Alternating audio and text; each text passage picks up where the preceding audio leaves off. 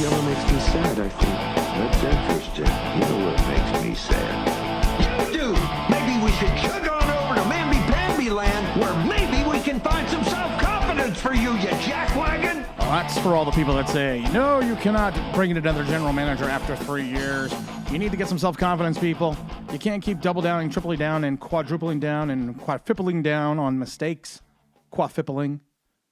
That's a new word. Look it up in Webster. Oh, the Giants, and we've talked about this ad nauseum. You went 7-2, and then you went 2-5-1 in the same season. Then you went 6-11, and now you're a 2-win team. You're a 2-11 win team, and potentially that's all you're going to be. You've seen the steady downfall. You've seen the steady collapse of this team, and it falls solely on the head of Mara, Tisch, Schoen, and Dable. The play calling has gotten steadily worse since the boy wonder, Brian Dable, took over for the other boy wonder, Mike Kafka. It's gotten worse. It hasn't gotten any better. I don't see any skullduggery. I don't see any trickery. I see nothing. I see Jack and shit, and Jack's left town. So we're sitting here thinking to ourselves, what are we going to do to right this ship? Is there a Belichickian moment we're going to have? Should we go with the young the young hotshot assistant general manager somewhere? Should we go with the old veteran? It's one of those things that you kind of just you kind of think, you kind of look, and you're just kind of part of this whole scenario where you just don't know. And everyone asked me, Tim, who would you want as a general manager and who would you want as a head coach? So I figured this. I had to come up with an answer. I had to come up with something that I thought was a solution for this team. And we're going to start with the general manager first. We'll have a head coach video, I think, on Thursday or Friday, and it's going to be a Mint Mobile video. So we have to make sure we stay tuned for that. So there's two trains of thoughts here, and sometimes the trains leave the station. You know, you either go with that seasoned veteran general manager, that guy that's been in the league, that guy that's got the chops, that's got the moxie, and I'm not just talking about Jonathan Moxon. And I was looking around, and I was thinking to myself, who could be available? Who has had success in this league rebuilding a team from the ground up, from a organization that traded away multiple draft choices, an organization that was in salary cap purgatory, and still had success as a general manager? This gentleman actually was the general manager, NFL Executive of the Year, and it dawned on me. It did. Reggie McKenzie, former GM of the Raiders, I believe he was there from 2012 to 2017. But he kind of got lost in the sauce that last season because John Gruden came in. And this is a guy, like I said, John Gruden kind of, Al Davis gave John Gruden total control. Reggie McKenzie at the end really had no power.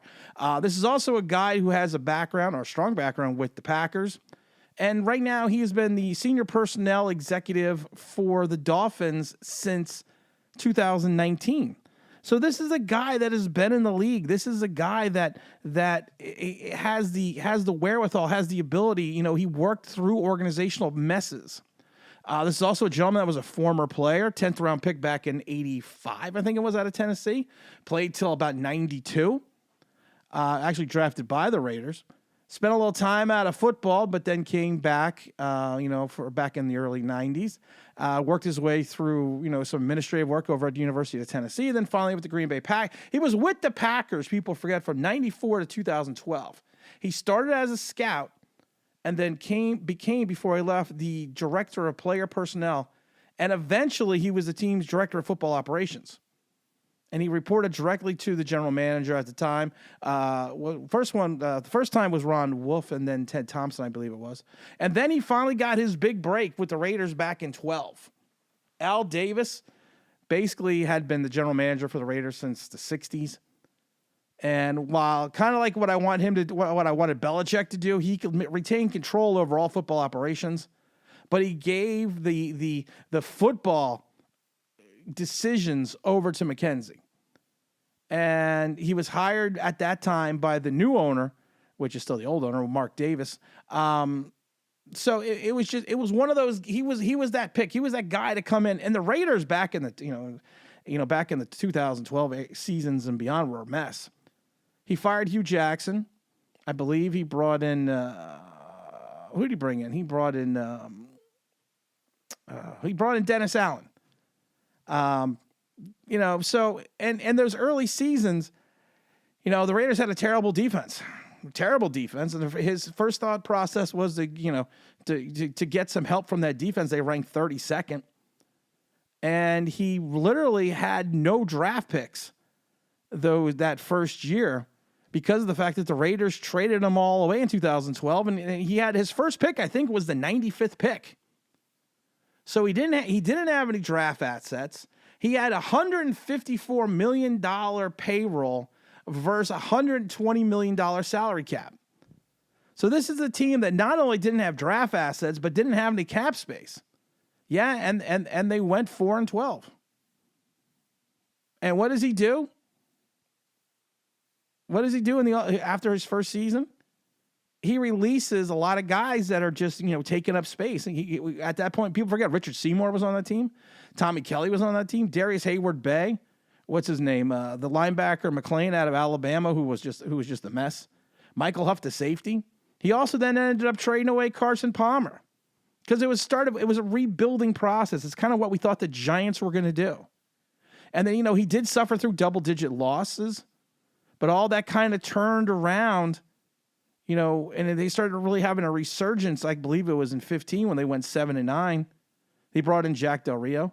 He also drafted guys like David Carr, Khalil Mack, Amari Cooper. And they kind of went, they kind of started growing.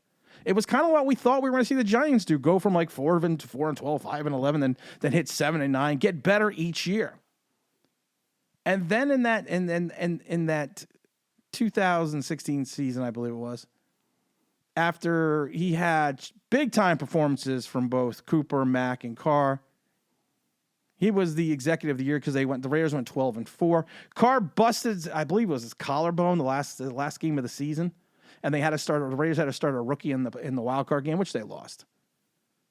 But it was just one of those things, you move forward. He moved forward. He built the team. The team regressed. Carr had a bad season in 2017. He went 6-10.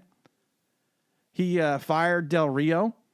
And what did Mike Davis do? He brought in John Gruden. John Gruden was given pretty much total control of the team, and McKenzie was out and fired by, I believe it was in 2018 by the Raiders.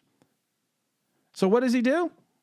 He was fired in December of 2018. In February of 2019, he's a senior personnel executive for the Miami Dolphins. And we kind of see where the Miami Dolphins are now. He's 61 years old. He's not one of these ancient guys. He's a guy that has recognized talent. He worked his way up through the ranks.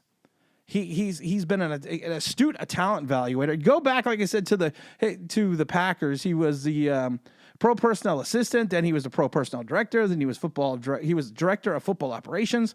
Then he was the general manager from 18 for the Raiders. And since the 19, he's been the senior personnel director for the Miami Dolphins. And the Miami Dolphins have made strides, have become successful under his watch in drafting players and bringing players in. So he's a guy that has the experience. He has the chops. He has the ability. You watched him slowly build a team the right way with the Raiders.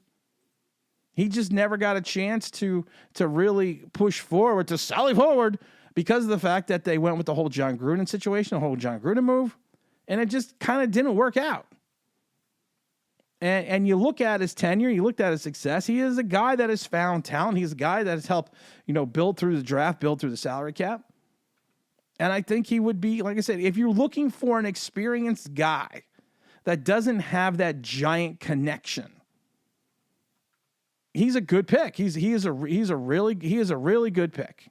And I would, like I said, if the Giants went that direction, I would be happy with that.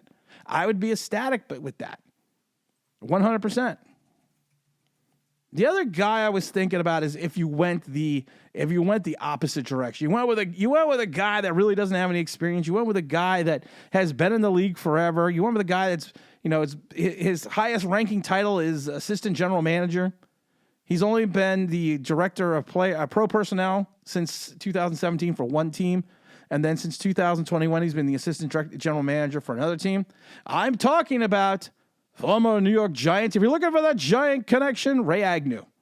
Ray Agnew, people don't remember, was a 10th overall pick in the 90 draft out of North Carolina State. Went over to the New England Patriots, spent 2 seasons with the Giants.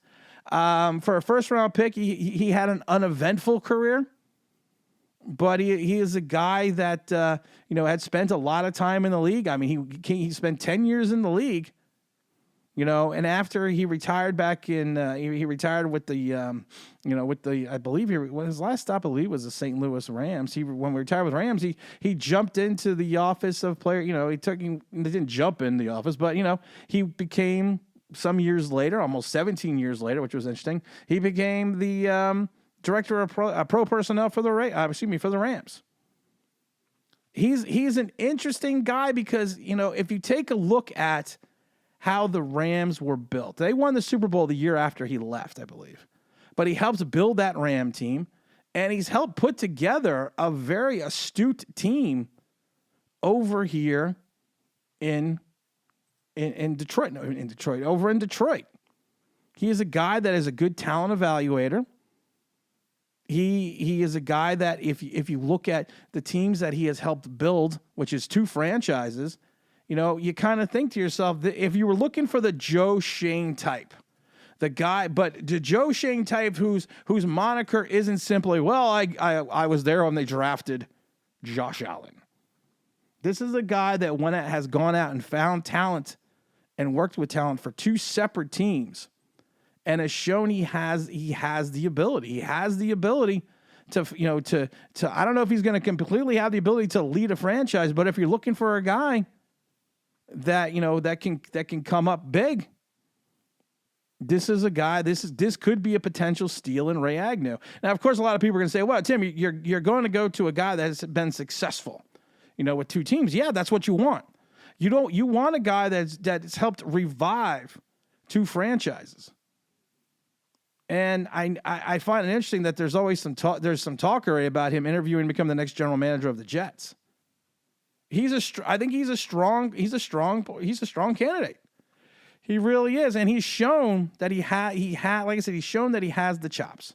He's shown that he has the ability. And I'm sorry, he actually played 11 seasons in the NFL. And I think if you're looking for a guy that's new and young or younger and can help you, he's 57 years old, which is interesting because Mike McKenzie's 61. He's actually only 4 years younger than Mike. But he's a guy that, like I said, he could be an interesting fit.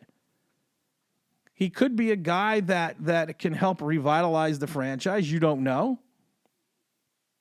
But he's also a guy that has worked well over with the Rams and with the Lions. And like I said, the Rams have called him a key asset for years. And they said that he's really helped construct their roster and build their team. They went 12-5 last year and tied a single season franchise record. And they're also on a roll this year. And it was the first time they had clinched the division in 2023 since 1993. This is an interesting guy. Ray Agnew is an interesting guy. He's an interesting candidate. You can look at the likes of Brandon Brown. But I don't think the Giants are going to go internally. But if, like I said, I like the McKenzie pick. That's just me. Oh, we're going to have another video coming up in a couple days. Who should the head coach be? This is Tim, this New York Giants Straight Talk. And don't forget to like, don't forget to subscribe. Don't forget to ring that bell because you want to know why. That'll be awesome.